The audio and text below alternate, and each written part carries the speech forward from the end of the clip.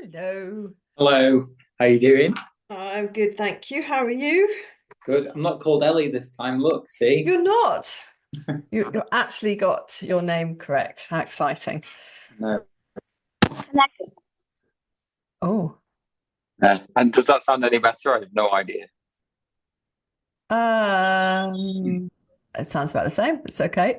Uh, I I might have to mute every now and again because I've got the lurgy, trouble with having no.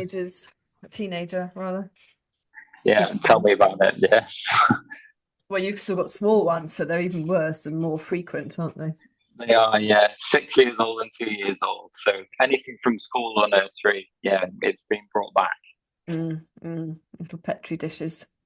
Yeah, the 2 year old still being coughing throughout the night recently. So it's not been brilliant, Mm, but you yeah. make do, don't you? Oh, sorry. Yeah, you do. You do. They get through it eventually. It's all good. Um, I have heard that having because everyone who asks like, "Oh, have you got kids?" Yeah, I've got two. Oh, what are boys, girls? I've got two girls, and every time the response is, "Oh," like two girls is why? like it's horrendous and it's going to be terrible. Oh, no, that's not fair. I think, well, I mean, you'll probably be slightly more stressed once they're teenagers. But Yeah, I think they're a bit easier in the early stages of life. That they're not trying to commit suicide every time you're not watching them. no, that's true. Yeah, they are quite easy to leave. To be fair, in that house. Yeah, yeah, yeah. They're not trying to climb a cupboard and then, leap off it to see if they can fly. No, exactly. No, it's very much just holding a baby. I can go, "Daddy, look, baby." No, no, too early. Yeah. How's training? Good. Yeah, going good. I missed a run or two last week with tax returns, but we're done now. I'm out. I'm out of the tough time. So yeah, it's back full gas, Full as they tilt. say. Yeah, full tilt. When is Manchester? 27th of April. Okay. So we've got just under 3 months. Yeah, it Okay. came. Yeah, 12 weeks. Not that, of course, that we like discussing anything that isn't an ultra, but it is, of course, a training run for you. No, yeah, it's very much like to get me back to decent fitness. I think there's marathon training is really good for that. It is actually. There's no doubt about it. Having said that, I've never actually specifically trained for a marathon. I've always done a marathon because, oh well, I did a 50 miles the other day, so this will be a nice little trot around. But yeah, I did always want to plan. It was always on my goal was to do a marathon and specifically have a pop at a specific time. But hopefully we're getting some Morton Yeah, products for you to review. So yeah, that'd be really cool. see if they will speed you along. I hope so. Um, Generally, I don't have too many sort of stomach issues with trying different gels and foods and stuff, so I'm expecting the best. yes. Well, I've just yes. Um, I don't know much about them, to be honest, beyond the fact that they're generally used by Mm. Kenyan marathoners. Yeah. Um, so I'm actually just finishing off a knack review, um, which has Nice. actually been quite interesting doing some research into that company because they're not really well known in the UK. So I've been sort of doing a bit of digging, and Well, actually that. Mm. they were one of the main sponsors for Ultra Trail Snowdonia, so I made sure to eat some knack things Well, and yeah. yeah. Well, this is one of the things that I think people initially sort of going out to UTMB that because they're the sort of provided nutrition at the checkpoints, people were coming up and going, "Well, what's this? I've never heard of it." And of course, it's a bit tricky because you don't want to ingest something that you've never eaten before on your A race. So I think it's good that they're now available in the UK. And yes, they have a very um, eco-conscious. sort of company policy. So yeah, it's been quite interesting. And you heard it here. NAC is actually an acronym for nutritional adventurous athletes who run kilometers. Is that actually what it means? I didn't know that. I'm not quite sure where the umlaut comes from. I think it's just to make it look a bit posh, but to appeal to everybody in Europe. Yes, exactly. So yeah, there we go. And then we've got Laura Watts coming. Amazing Laura. Incredible, Laura. I mean, her running CV is just incredible, isn't it? It's otherworldly. Wildly jealous. And just her mileage and her running is just stupendous, and it's just sort of grown and grown and grown, isn't it? Yeah, I can't wait to speak to her. She seems to have gone down the ultra marathon route that I think would suit me more. So sort of non-mountain ultra. Yeah. More sort of just distance and not too much elevation. Distance and speed. Yeah, distance and speed, that appeals to me more at the moment. Yeah. Well, I mean, this is it. And, certainly as a woman, she's 48. It just goes to show she's just getting better as she gets older. So that's very inspirational. And she's had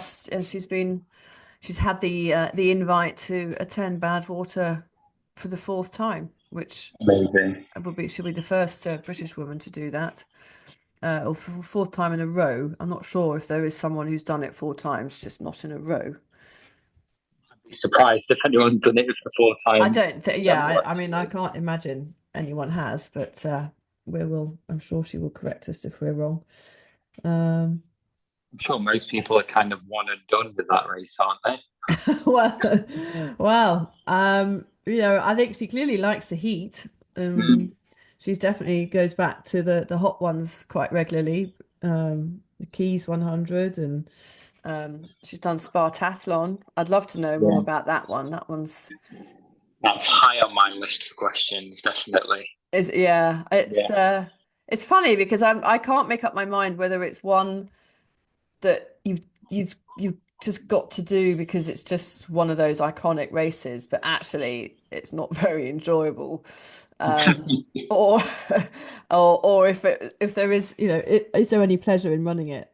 Because James Elson, Centurion, did a great review of Spartathlon, and it does it's very realistic with you about what it's really like, and it does take a little bit of the rose tintedness of the race off, but also adds it in different areas as well. It's well worth a listen. But yeah, I want to get to Sparta, and I think you kiss King Leonidas's feet or something like that, and they give you a wreath. I mean, it's if you can do it, it's got to be done, hasn't it? Anyway, Laura is entering the room right now. So we can jump straight in and maybe ask her about Spartathlon. But yeah, I mean, you talk about rose tinted glasses. I've not seen any rose tinting to it at all, to be honest. I've only heard about the noxious traffic fumes and the roadside. And here she is. Hello. Hi, you're right. How are you? I'm good, thanks, Kate. Lovely to see you. Oh, lovely to see you too. It's been so long, and you've written so many amazing race reports for RunUltra, and your support has been amazing. So welcome and thank you. Oh no, thank you for having me on. It's a real pleasure. No, we've just been going through your CV and just wow. Yeah, it's a bit crazy when I do read it. I think, was that me? Yeah. No, well, and certainly for me as a well, I mean, I'm 53 now, but it's just great to see you just going from strength to strength, and I think that's that's great for the women too. No, thank you. Yeah, no, especially so 47. It's funny. I do sometimes wish I'd got into this when I was younger, because I think I missed the whole of my 20s. I could have, done so much more. But obviously, I do feel like with ultra running, a lot of it is so much mental stuff that when I was in my 20s, me personally wouldn't have been in that right place to be. It was bad enough doing one marathon. I thought that was hard enough. So yeah, it's but obviously now these days we get a lot of younger people are really getting into ultras, which is amazing. Yeah. When did you start running, and what made you start racing? Well, I probably did the traditional route of I did the London Marathon back in 2003. As I thought a one-off, did my first marathon, that, tick that box, that will be it. And then it was basically without really cutting a long story short, I went to live in Australia for a year in 2005 to 6. I came back, I'd put on like 2 stone in weight after having an amazing year of drinking wine, eating cheese, and not really like doing so much running. So I thought, right, get running again.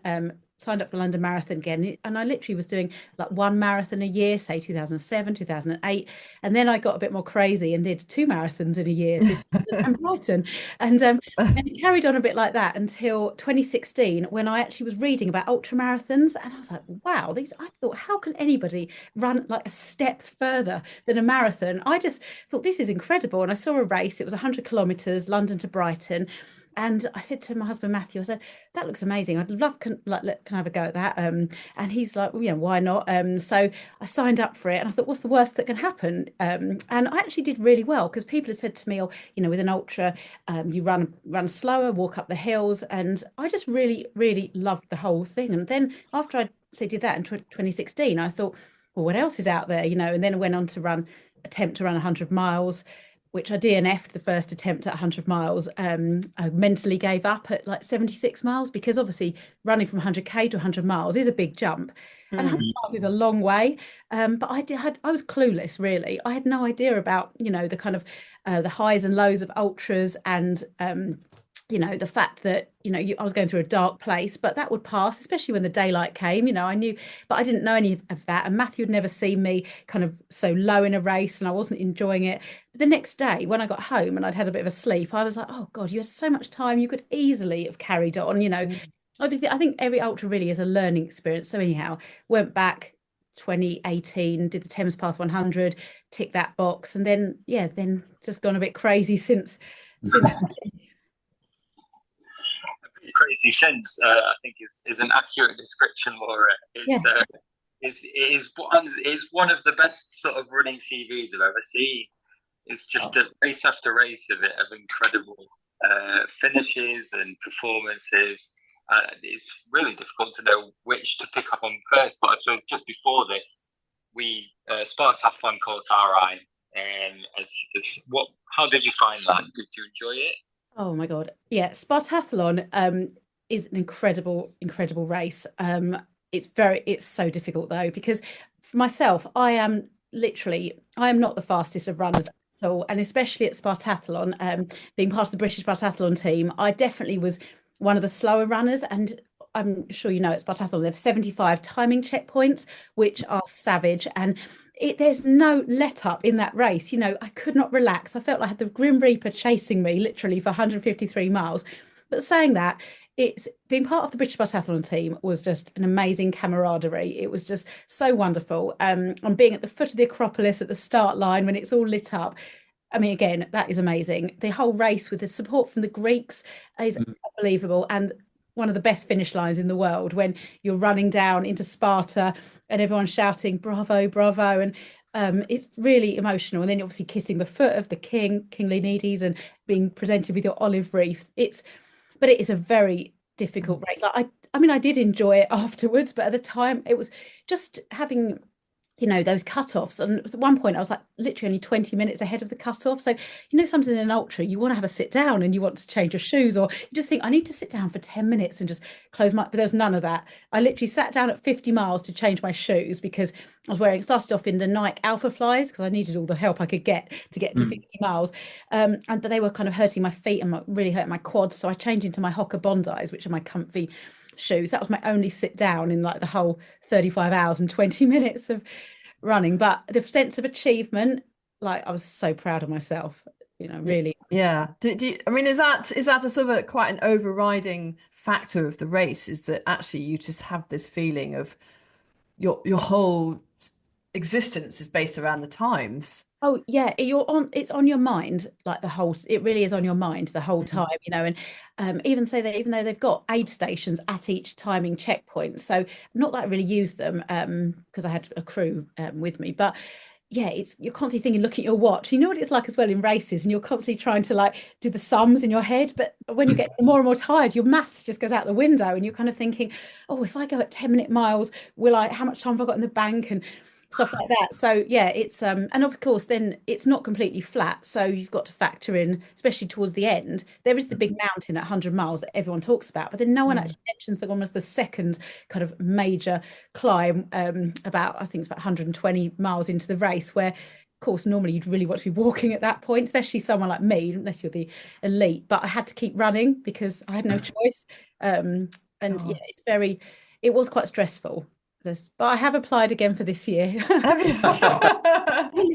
a part of me thinks I should quit when I'm ahead and think, oh, I've done it, I've ticked that box, I've finished it, be grateful. But I have entered again just because I did love it. That's interesting, isn't it? That's classic ultra running right there. Yeah. Yeah, it sounds horrendous, but I want to go back and do it again. I know, exactly. What is wrong with me? Yes.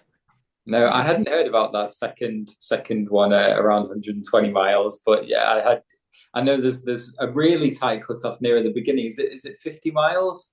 Yes. That's quite difficult to get to, and that's one of the main hurdles of the race, which seems bizarre with it being 150 like odd miles. Yeah, no, exactly. I can't remember what it is now. It's just over 9 hours, I think. So yeah, it's quite it's quite, I think maybe 9 hours 20. But with Spartathlon, the first 50 miles, you can only see your crew twice. They can be at marathon mark. I think you've got 4:45 to get there, and then the 50-mile mark. But then after that, you can see the crew, maybe every 5 to 8 miles. It's more relaxed. So at least you haven't got that distraction of seeing the crew in the first 50 miles. Just got to keep putting your head down and just thinking about getting there in time. I mean, it's brutal, but I actually quite like that it's brutal in a way. There's so many races that do offer sort of the longer cutoffs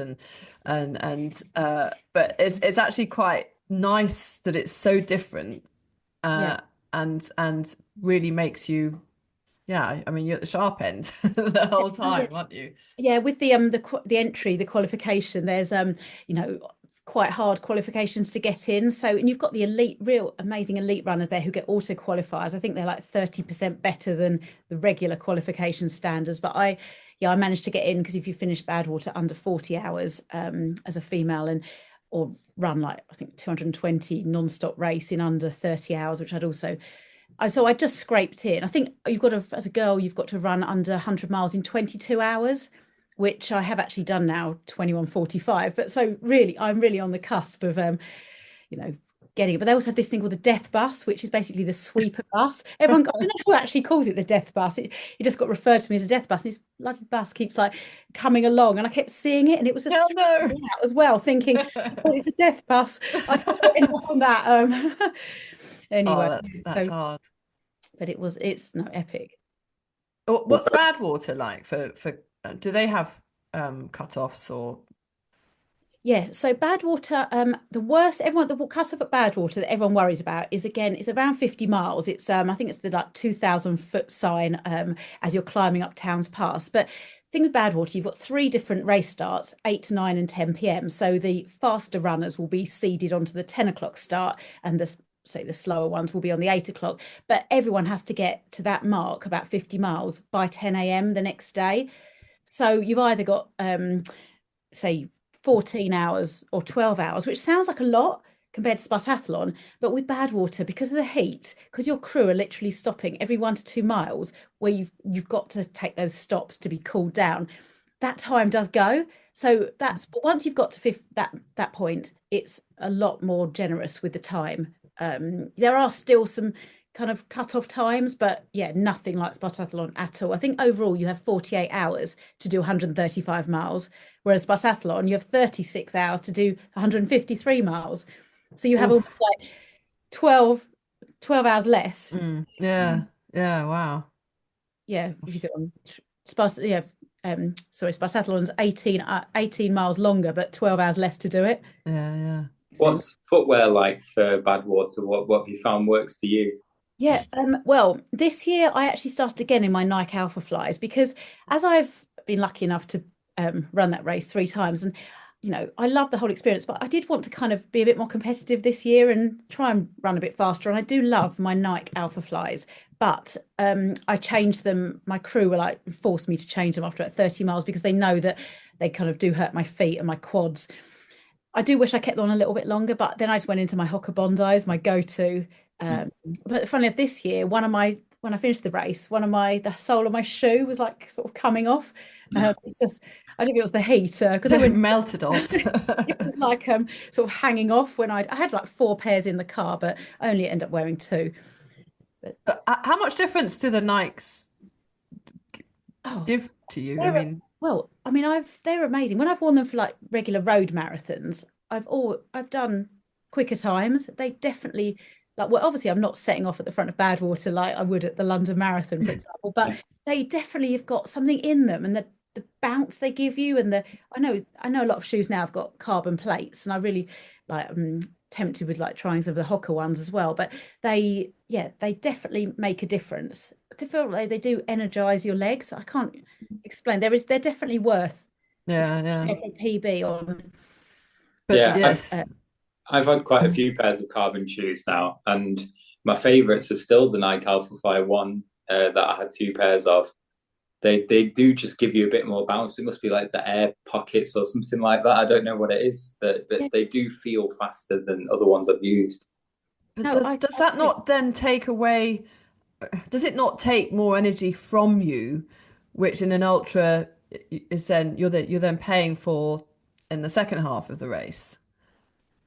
Yeah, no, I know it's a good question. I'm not really sure. That was the thing at Spartathlon. I was kind of like, I don't really care. Once I got to 50 miles, I'll deal with it. But some people wore them like for the whole race. But yeah, wow. It's difficult. I don't really know. I think Badwater this year, I will try and wear them to like 50 miles. Yeah.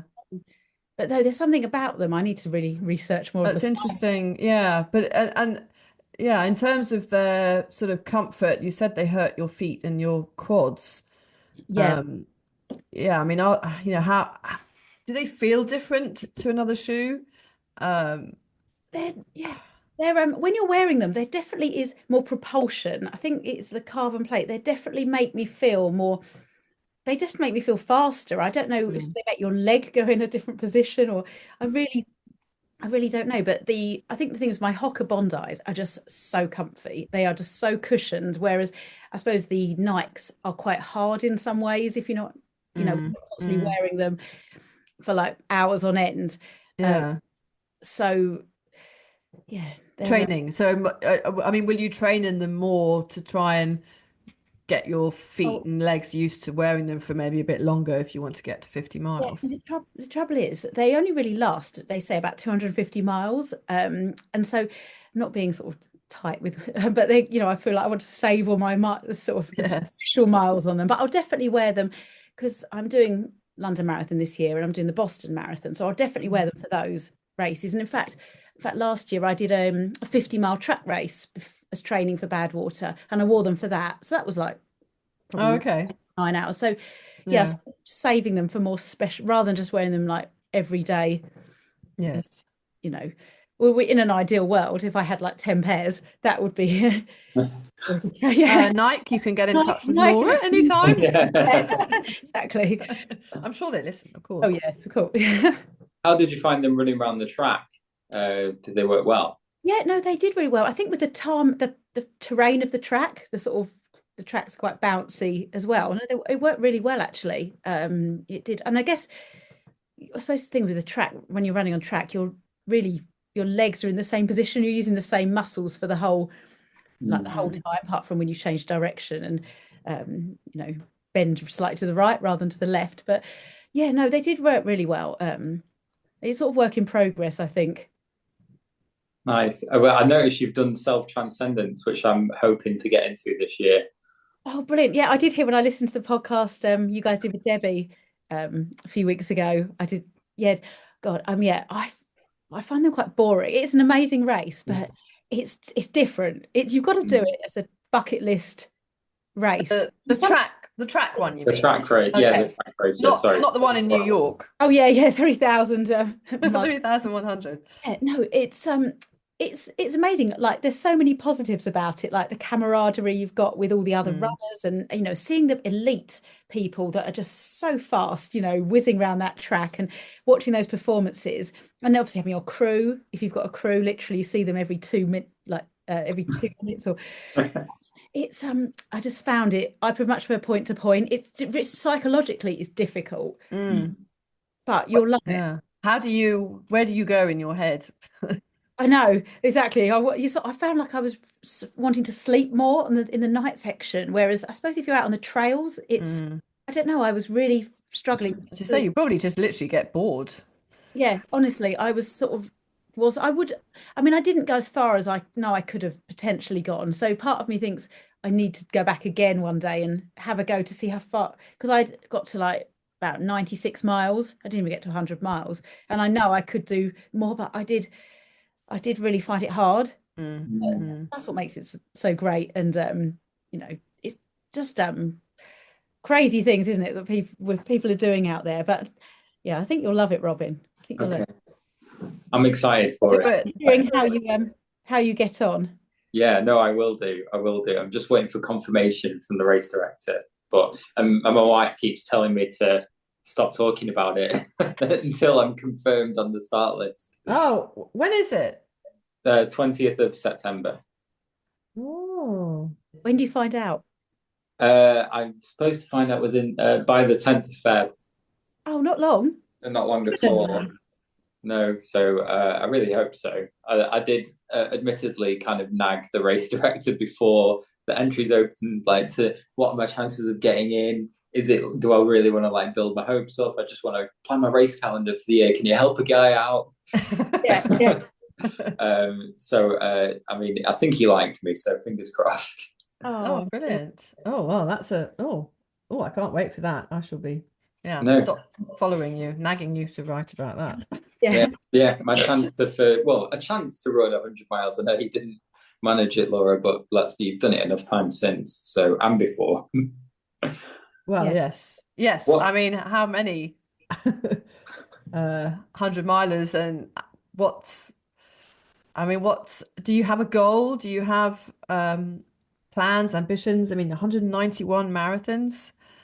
Yeah. Where does it end? I know, exactly. Well, until my body gives up on me, yeah, I'm obviously going for 200 marathons. That's my sort of goal. Yeah. But then I know when I get to 200, I'll be like, oh, 300. When you get to 300, you're a mega marathoner. But I mean, to be honest, I use my marathons now really as training runs for the ultras. I'm just a sucker for a bit of bling. I love a medal. So a lot of the events I do are timed events where, say in 7 hours, you can just run as many laps as you want. I say they're not laps like 400 meters around the track. They're more like 1.6 miles, say in one direction and then back again. But I feel like if I'm going to do a 20-mile, 25-mile training run, I might as well just go and do a marathon, adds to my tally, and I get a medal, see some running friends. But it's hard because I have been very, very lucky and done some amazing races. There's a few more races I would love to do. There's one in Hawaii called the Hurt 100, yes, which I did apply this year. I didn't get in. I applied last year as well. Actually, I didn't get in, but I would love that. Would be a brilliant race. And Leadville, States. Funny enough, I was going to apply this year, and then my husband was like, "What are you doing?" He's like, "There's only so many races you can do in a year." So I thought, "Oh, leave that." Western States, yeah, an amazing one as well. I mean, the American ones sort of seem to really play to your strengths because obviously Western States, well, it does have very high altitude, but the tracks are what you prefer, aren't they? Those sort of the harder trails. You seem to be able to just absorb hard surfaces without any issues at all. Oh yeah, I don't know about that, but I do love the American. We've got some amazing races in the UK as well, though. But I mean, we've got such beautiful countryside, but America, their scenery is definitely slightly more spectacular and on a different, but they're just so much bigger. Everything's bigger over there, isn't it? It's And less mud as well, though. yeah, exactly. Oh my God, especially this time of year, the mud. Yeah, yeah. No. How did you find the Winter Downs 100? Oh yeah, no, I loved it. It was my first sort of winter ultra, so I was getting a bit nervous actually. I must admit, before the race. And I mean, luckily James from Centurion Running did do some really good videos, which I found so helpful. But it was the darkness. I think the thing was, it was literally the first day we had 4 hours of daylight, and then it was dark, 4 p.m. That night just went on forever.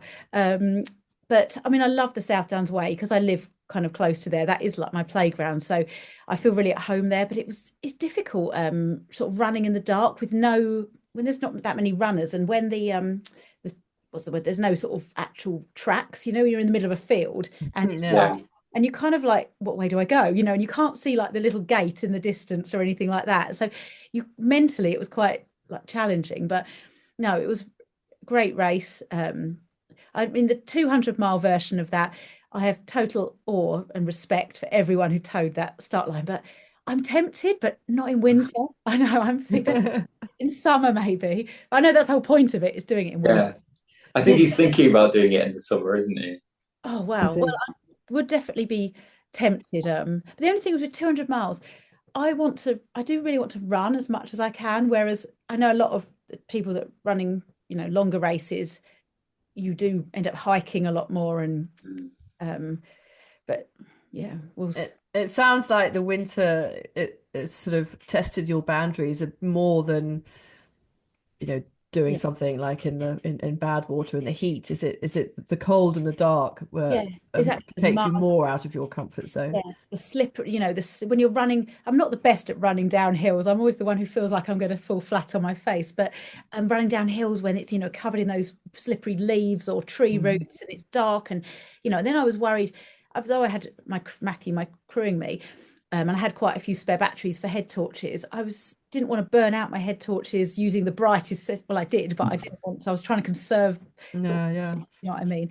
So yeah, it was so many sort of challenges and there was only three actual aid stations, which I didn't even set foot in any one of them. Because I did have Matthew, but also I was in the lead from the beginning, and the lady in second position, she was getting closer and closer to me. So again, it was a bit like Memories of Spartathlon with the Grim Reaper. Part of me really, I thought, I'm never going to win a Centurion event. This is just like a dream. And so I really wanted to like push for it, but at the same time, then you get to that point where you think, I don't actually care about what I come. I just want to finish, and I'll be grateful. I'll be happy to come second. So it was that two little voices in my head, like, come on, Laura, keep, just going. So it was a lot of, but it was a brilliant, as always, Centurion events are so well organized. Oh, well done. I'm well done for pushing yourself through it when you could have just sort of relaxed back, like, actually second's fine, but you always seem to find that extra gear, it looks like, in everything that you do. I don't know how, but I did just have a big chat with myself. And I was thinking, well, hopefully Cassia, who was coming second, I thought she's got to be hurting as well. It can't just be me. So do you consider yourself to be quite competitive? Does that sort of edge help you, do you think? Yeah, I really didn't. I mean, in some ways I am competitive, like if I don't know, if Matthew and I are playing Scrabble or something like that. But no, it's funny, because my ultra journey, it's definitely gone from just wanting to finish and just enjoying it, whereas now I am, I'm obviously fully aware that I do feel like I'm an average runner, but I'm definitely getting a bit more competitive, trying to run faster. I'm trying to run up the hills now, rather than always walking up the hills. Now, if I see a hill, I will try and run up it, or I'll sort of run a bit, walk a bit. And we do have this expression where we do call runners ahead roadkill. So if Matthew was like, go and get some roadkill. So this is like later it's like it's a private joke. I don't like tell these to people's faces. Something to sort of focus on. Now I've just told the all the listeners. But I mean, I think it's men don't like to be chicked or overtaken by a girl. So sometimes It's fun to reel them in. Yeah, exactly. Just something when you've got nothing else to think about, other than who's that light ahead of you. But, yeah. I only just heard that phrase recently. I can't believe that it even exists, because I mean, you're definitely going to be chicking quite a few guys, so people better get used to it. Oh, it's funny. We just don't want to be chicked back. Yeah. A few miles later, they're like, "Oh, hello again." Yeah. But no, Everyone's pretty friendly generally, aren't they? yeah. So they're very supportive when you run past. Yeah, no, exactly. It's really not like marathons or 10K races where people are sort of barging people out of the way. And the ultra community is really, really lovely. What do you do any other training? Do you do any other strength training, or do you recover? Do you consider your recovery? Or I mean, you seem to run an awful lot. Yeah, no, honestly, Kate, I do feel a bit of a sinner in that. I mean, I have started having sports massages. If that doesn't count. That's like lazy person's type of stretching. No, I've actually got, again, this is laziness. I've got those Therabody jet boots. So after they're those sort of compression boots, that the big boots you sort of literally go up to your thigh and they inflate onto your and put pressure onto your legs, and then they deflate. So again, it's almost like a lazy person. So one of I need to start doing is much more strength. And I've got at home, I've got all the weights because we cancelled our gym membership after COVID, and I've got the Peloton membership, so I kind of use that as my sort of gym. But I've got no excuses. I'm really bad, and like I really want to get into Pilates. Again, I need to be more proactive with all these. But you sound like us, or Robin, anyway. I mean, I don't really need it at the moment, but Robin, how's your strength training been going recently? I can't hear you. What did you say? This is the trouble. We're just the runners are just so bad at it. And I suppose it's fine. I mean, you've clearly not needed it, but Robin unfortunately has needed it. I have, yes. I have paid for a running specific strength program, and I've literally just this week signed up to a gym as well, because it requires sort of big leg press machines and stuff like that. I was supposed to go on Monday night, but I didn't go. So Friday is my next day. So I'll definitely be going then.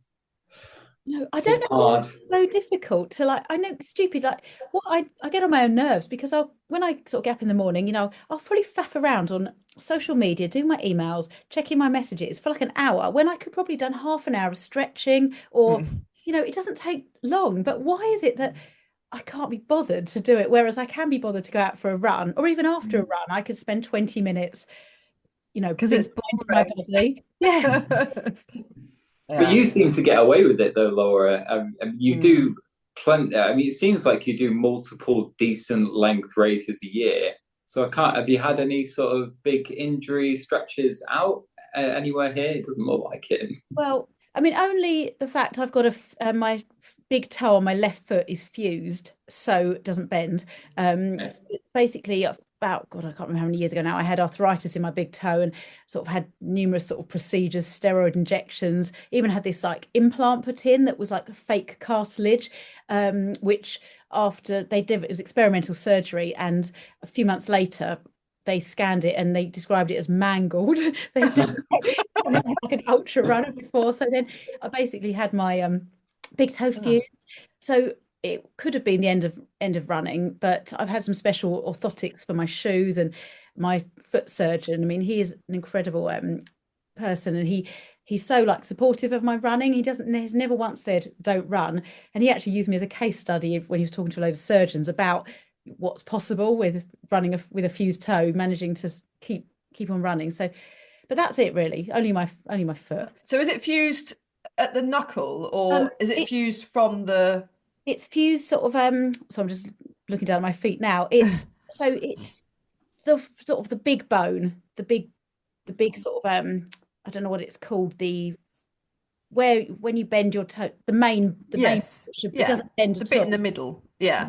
But it bends when you move your foot No. So that bit doesn't. No, it doesn't. Oh, really? So I can't wear heels anymore. So I'm now confined to Crocs. Oh.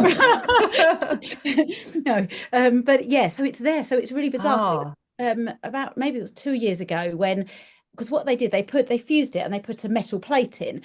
But after about 3 months, when I did start running again, I could feel the metal plate, but because it had fused on its own, he took the plate out. But at the same time, a couple of my toes, because of the way my foot now doesn't bend properly, my toes had started bending the wrong inwards to compensate, I think. So he straightened them out at the same time. But that's incredible, actually, because that affects the whole. yeah, mechanics.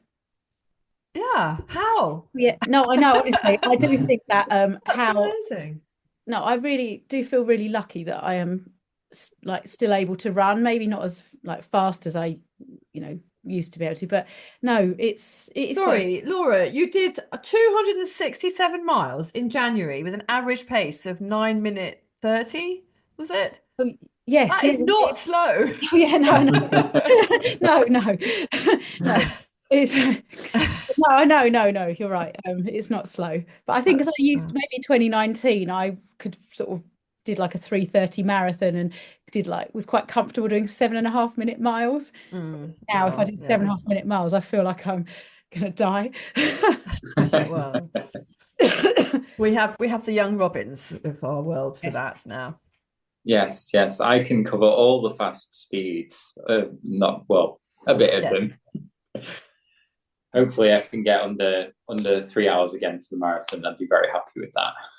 What's your PB, Robin? 2:57. Oh, high five! That's incredible. Thank you very much. I was very, very happy when I got it. 2:55, please. 2:55.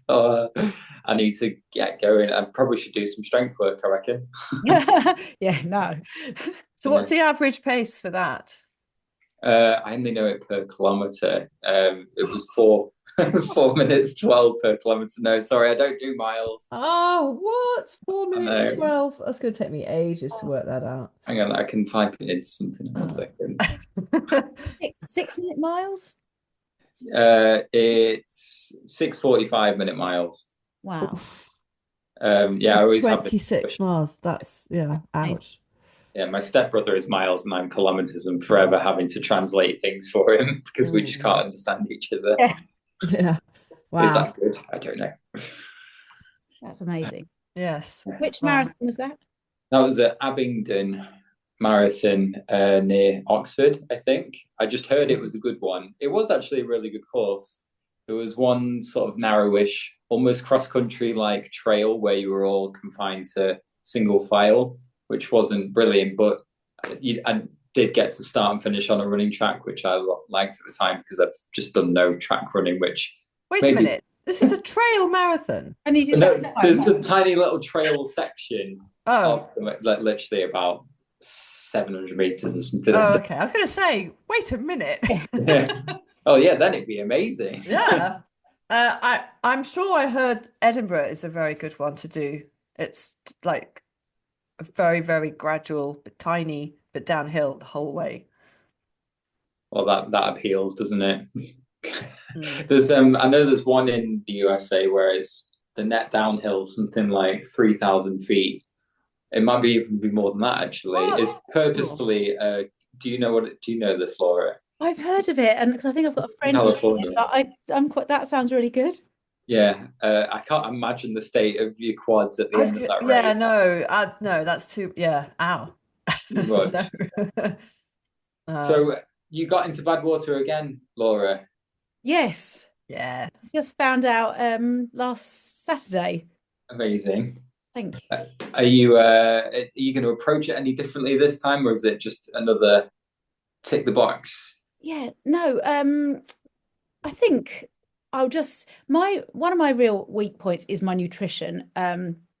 It's terrible. It's not for want of trying, but I just on races I end up feeling so sick, and then in recent years I've just been like getting sick and being sick. So last year at Badwater, from like mile 72, I literally was throwing up for the whole rest of the race. I couldn't hold down water, couldn't hold down food. So I felt like, obviously I suffer because I could not put any energy in the tank. So I mean, nutrition obviously is one aspect. You know, I know it's all, you can't help it on the day. Sometimes you just do feel really nauseous, and if you start being sick and you can't stop yourself. But so that is one area. But I think I'll do exactly the same, like the heat preparation, all the heat training, because that has worked so well the last sort of 3 years. And yeah, I mean, I'm just thinking today, actually, I thought I really need to start thinking about sort of some training plans. I've got some races planned as sort of, you know, training runs. But yeah, I'm going to try and, you know, run it as fast as I can, you know, get the best time that I can. And so obviously I've learned a lot from the different years, but what's your nutrition like doing a marathon? well, I use goo liquids. I don't like with gels. I just don't like the texture of traditional gels.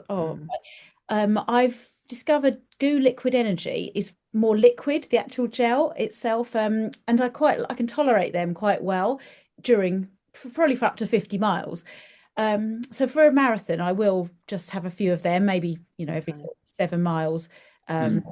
I mean, I do love traditional jelly babies, wine gums, because when I had a call with someone from Precision Hydration, he was actually saying, you know, if a palm full of jelly babies is almost the same as having like a gel with the amount of carbs and all that sort of stuff. But longer races, it just interesting, isn't it? Point where all I want is watermelon, and I know there's no like calories in watermelon.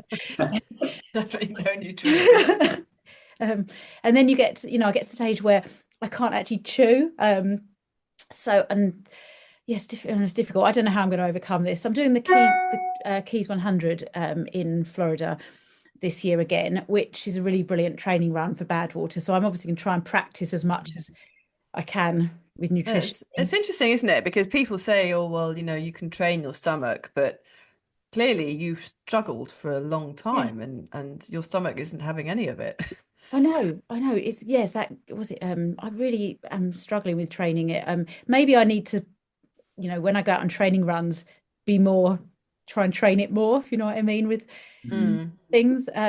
Yeah, I mean, have you tried eating solids just on a 5 mile run or a 10 mile run just to see how your stomach reacts to it? Yeah, no, not really. That's probably something I need to take out some iced fruitcake or something, sort of some ginger biscuit. Ginger biscuits, yes. I wouldn't recommend fruitcake though. Certainly that it's a killer for me, fruitcake. Oh really? All the raisins and the yeah. Like, yeah, some people can do it. It's everyone's quite different, like aren't they? Jamaica ginger cake. That's quite nice. Yes. Yes. I haven't had that for years. Yeah. Yeah. I find like the ginger sort of settles your tummy a bit. Well, there's a company. In fact, they're one of our partners, Active Root. They're just ginger. They just offer ginger products. So yeah, have a look. I mean, I'm just in the middle of doing a NAC review. So they're the nutritional partners of UTMB. Oh, cool. And Robin is about to do a review for Morton. So we'll try and cover all bases. Yes, we're traveling. We've got all the bases. We've got Kendall Mint Company. They've got Mountain Fuel. I mean, yeah, they're all designed now for the, you know, people with the gastrointestinal issues, and just got to find one, haven't you? No, exactly. Just got to keep. But I don't know, you know, can you live on an ultra with just this? Just bells, yeah. Oh, it's when that point when they, you know, obviously it's that taste in your mouth, or it's too much sugar and you do feel like you need a savory, or you need some real food or something. Oh, I'll tell you what these guys had, which I thought, oh my God, it's going to be disgusting. This is salted soup drink. Oh my God. And it took me quite a while to get around to trying it, because I looked at it and I just thought, I'm really not sure I can I can bring myself to drink this.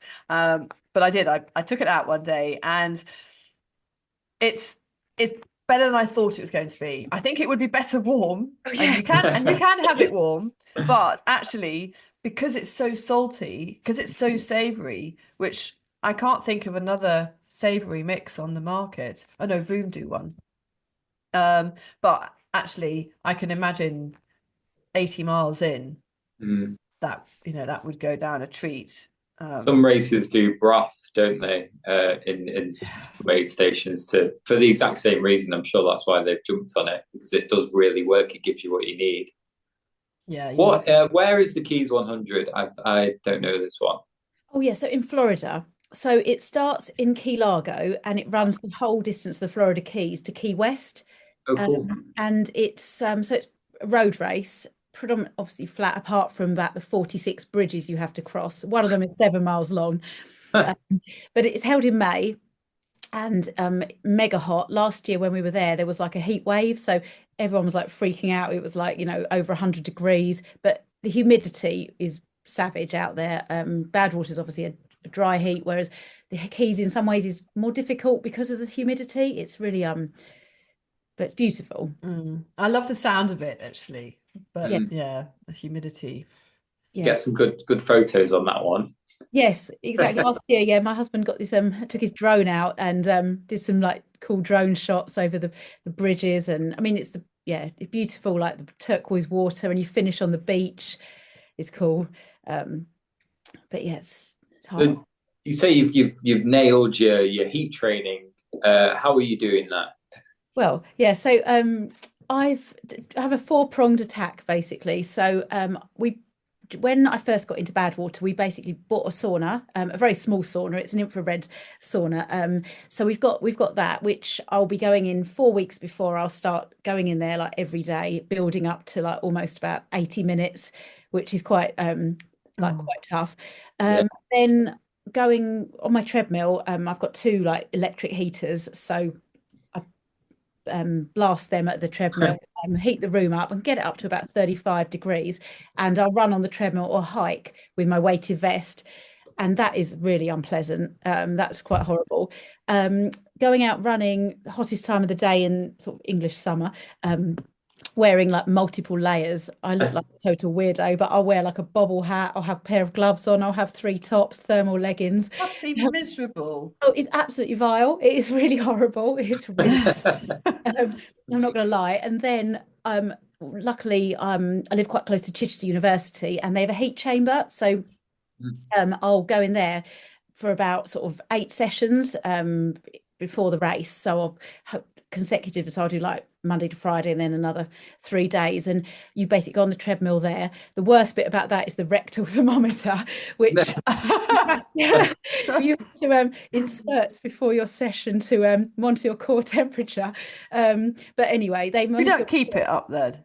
Only for the session, so they give it to you and it's sort of this long lead thing and a bit of Vaseline, and they take you and you have to run with it? Yes, so they take onto the treadmill in case of any mishaps. You Wow. wouldn't fall coming out.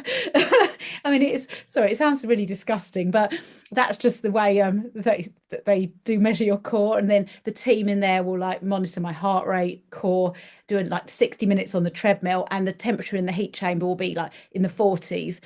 And so that's all about getting used to the heat, sweating quicker, and kind of getting your heart rate down. So many scientific benefits I don't even understand. I think it all, yes. I mean, there's research now that says that heat training increases your fitness, and even I was talking to Dan Lawson on the podcast last year, and he has these little portable saunas. In fact, they can't be that far from you, Laura. No, I know. I went past. Yeah. You should go in there because he was saying he goes for a run and then goes in the sauna, and it's that sort of your body not being allowed to cool down, but that it's a temperature increase. He said it definitely increases helps the fitness. So maybe you're heat training, but you're actually training as well, if that makes sense. Yeah.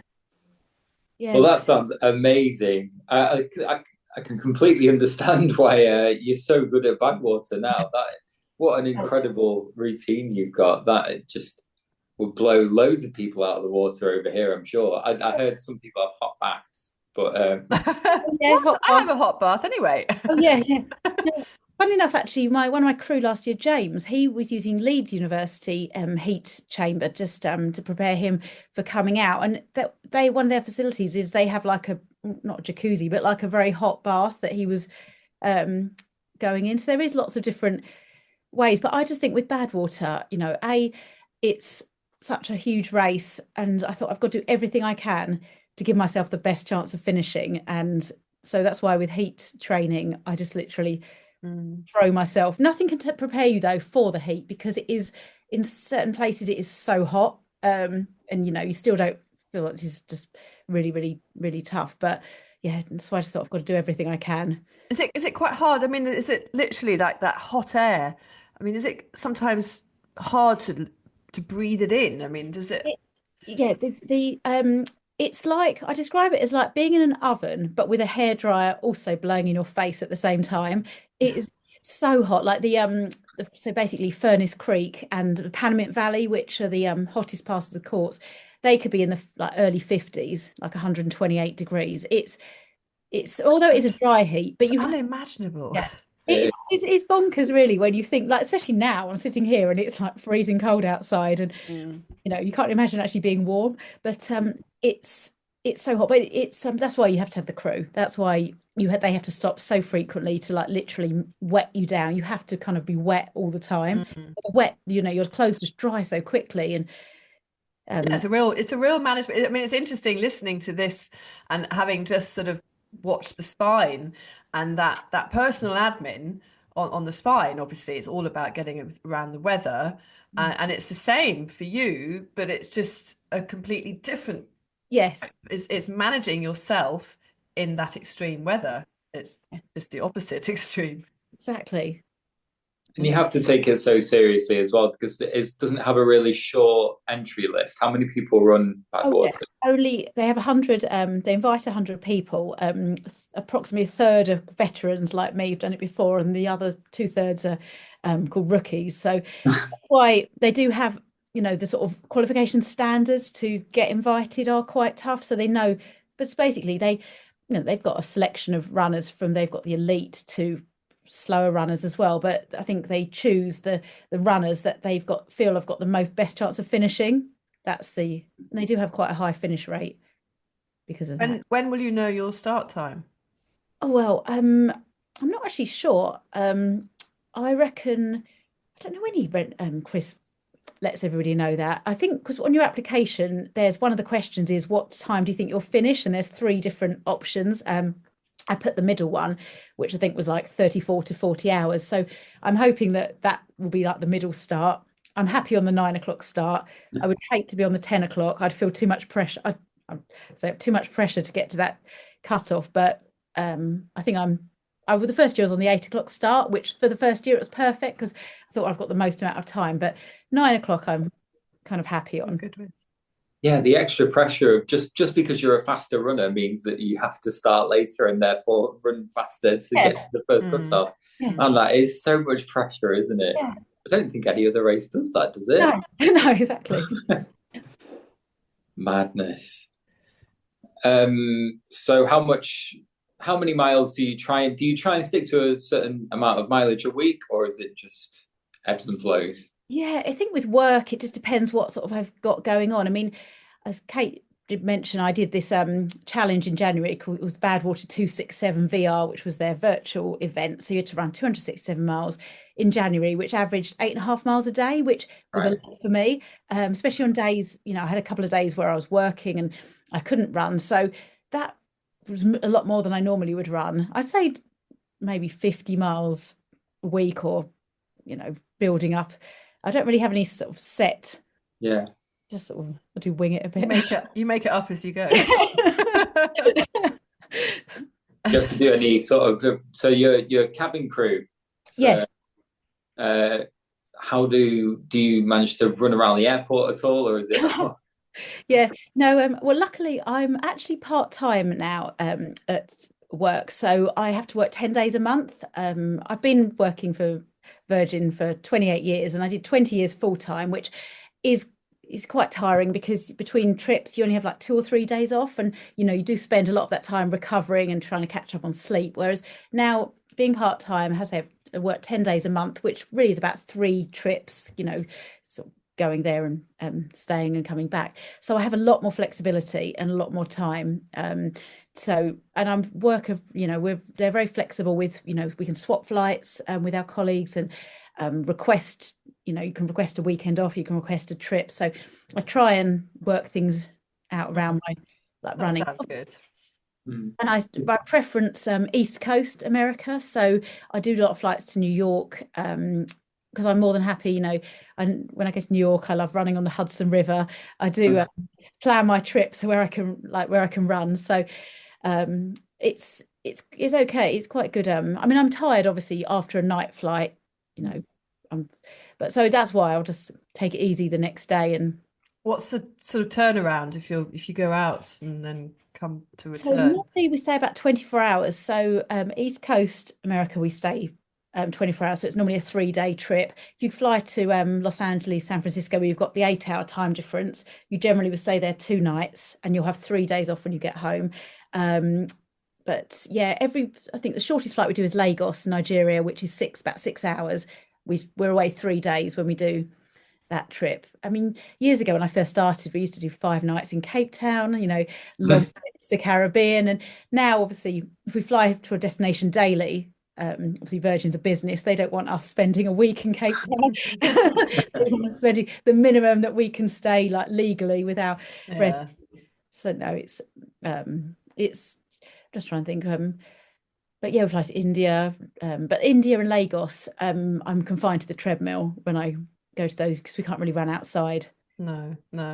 Is it nice? It must be lovely to fly with your husband sometimes. Yeah, can you plan it or is it completely fluke? Yeah, no, we always request a flight every month together. Again, it's not guaranteed. It's all like a bidding system, but again, we can swap with our colleagues as well if you find someone who's on the other person's flight and it suits them. So we do try and fly together as much as we can, which is really nice. It's just easy, I know he's a pilot and I'm cabin crew, so we're not like working together, but no, nice down route. We've always got do fun things together, and although I'm a bit sorry. Yeah, to even know that you're on the same plane must just be a nice feeling, like just that they're just the other side of that door. Yeah. Exactly. Because I'm in the cabin side, I'm like in charge. Whenever I fly with Matthew, I know that he supports me in everything. Obviously, most of our captains are absolutely brilliant, and but it's just extra nice to know that he's always got my back, and the crew's back. With all the flying around and just being generally knackered when you're running, do you reckon that has benefited your ultra training because you're always running on tired legs? I imagine it must really strengthen your training in a way, even if the volume might not be as high as you'd like on heavier sort of working weeks. Yeah, no, that's so true. So obviously do a lot of night flights, especially when we fly home, and sometimes we generally will get a break, but if you can sleep on the break is another another matter. So I do sometimes think about going on a trip as being the same as doing an ultra. I think I never say it to the crew, but I feel like saying I can run for 30 hours and like non-stop, and you've got an 8-hour flight and you probably will have an hour's break, so I'm sure it's 7 hours that you are working. Stop moaning. Yeah, exactly. You can give it everything. But no, it's true. And I don't feel like I'm the best sleeper, but especially on night flights, you go from working and then you have an hour's break and you go into the crew rest and you have to lay there and try and sleep for 40 minutes. So on ultras, it's a similar thing. If I'm absolutely exhausted, I think I'll try and lay on the side of the road or sit in the car for 20 minutes and try and have a crew rest. But yeah, I think it definitely does help the job. Yeah, I'll bet it does. You've also won the Tunnel Marathon, which draws a lot of people who've never seen ultra running before. They seem to have seen this on BBC or something somewhere. Like, is it true people run through this tunnel the whole time? And they go backwards and forwards. Oh yeah. This wasn't the actual tunnel, 200-mile tunnel. Famous. Which one was it? This was a marathon. in a tunnel near Portsmouth, near where I live, and it was I can't remember the name of the actual tunnel, but it was the actual first marathon. But so it was actually only like 100 laps of the tunnel, but it was, I think each lap was just over 400 meters. It was so cool but we had to wear bicycle helmets because the tunnels were quite low. I mean, I was fine because I think I'm 5'6" and I fitted in okay. But the taller guys, anyone who was sort of over, say, 5'10" or above, were constantly banging their heads, even with their helmets, bicycle helmets and head torches, because it was dark, pitch black down there. But it was so fun. It was really That's That hilarious. is mad, isn't it? Yeah. I think Banging that's their heads. that matches for madness. That matches the car park marathon. Do you Oh, yeah. remember that? That was. Yeah. I think they're talking about bringing that back. Well, it was run by the same people, Sussex Trail Events. Oh, was it? Yes. Okay. So Yeah, yeah. they've I've done a few of their events. One of them was in a tank museum.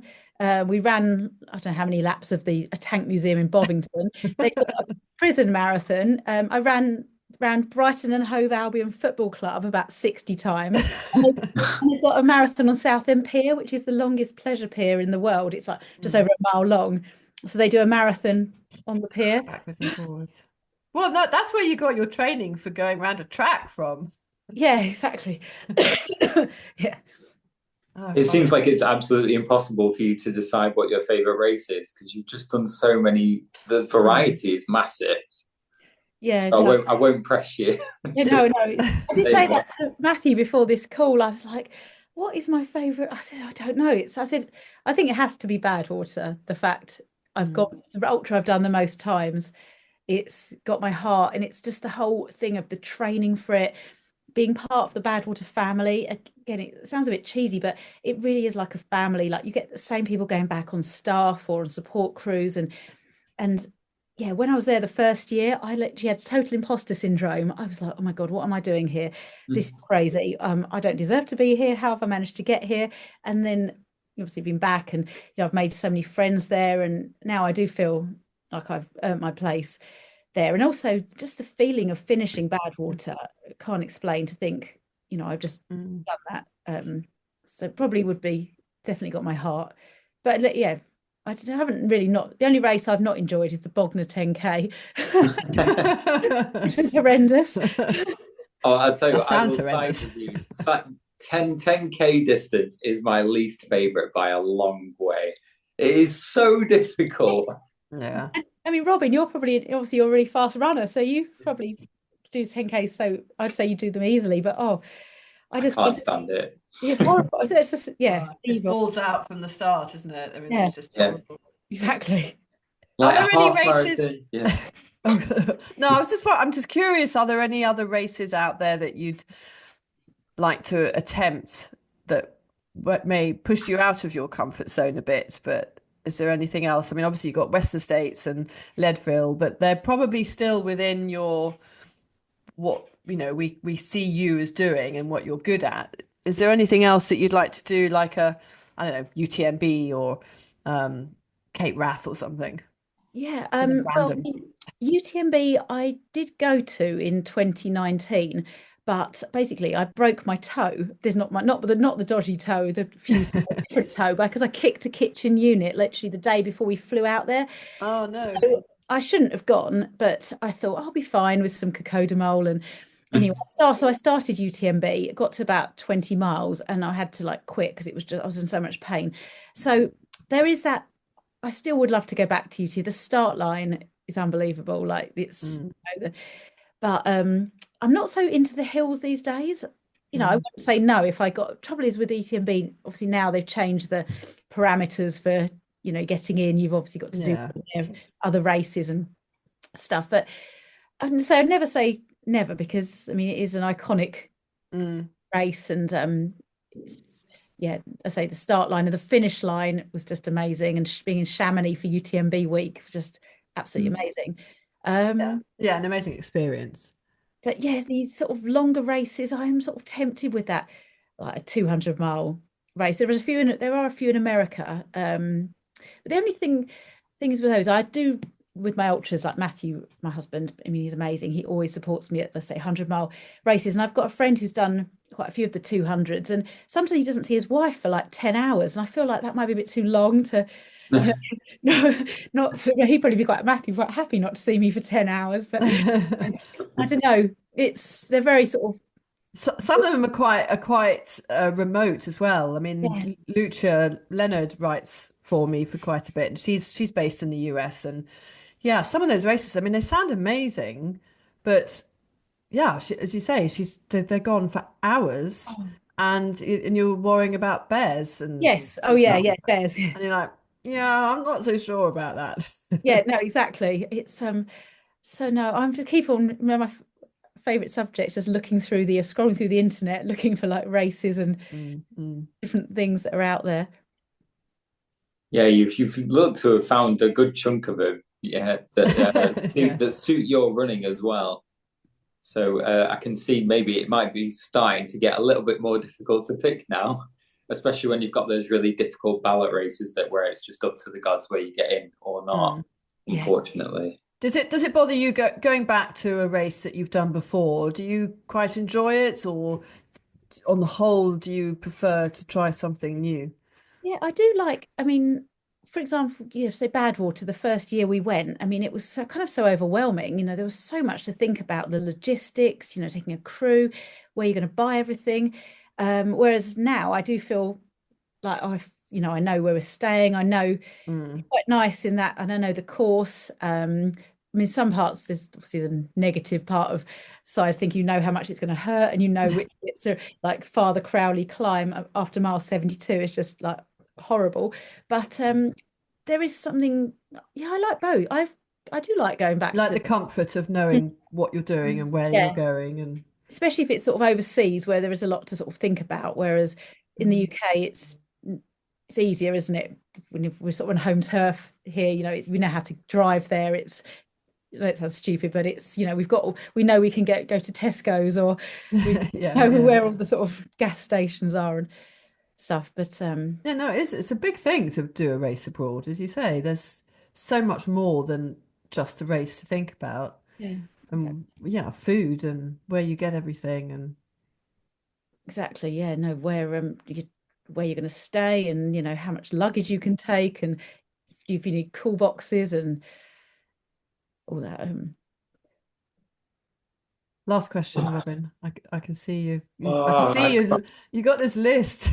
I know I've got this. I love cycling through all of your races, Laura, to see what more I can ask. I do quite like the look of the Leeds Liverpool Canal race. How do you find running along? Is it just flat canal the whole way? Yeah, I love the canal races. Yeah, I love the canal races. The canal family. There's something, they're really low key, the races, but the people are so lovely. And yeah, I love the canals. I do really, I don't know, I know it does sound quite boring and flat. You do have the bridges to go over. Yeah. But I think, I don't know, it's the time of year. I've been lucky. I've said when I've done the Kennet Navan and the Liverpool Leeds, the weather's been really nice. And I'm obsessed with like the people who live on the boats on the canals. It's the community of people that are. I'm always that just fascinates me. These people that. Well, have you done Birmingham? Oh, I've DNF'd that race. Yes, that is on my bucket list to go back. This year, unfortunately, well, it's not unfortunately, my brother's actually getting married, which is wonderful, on the same weekend as the canal race. Inconvenient. I know, exactly. So 2026, I've got the Grand Union Canal race to go back, and yeah, basically, again, I just mentally, the first time I tried to run 145 miles, I got to about 108.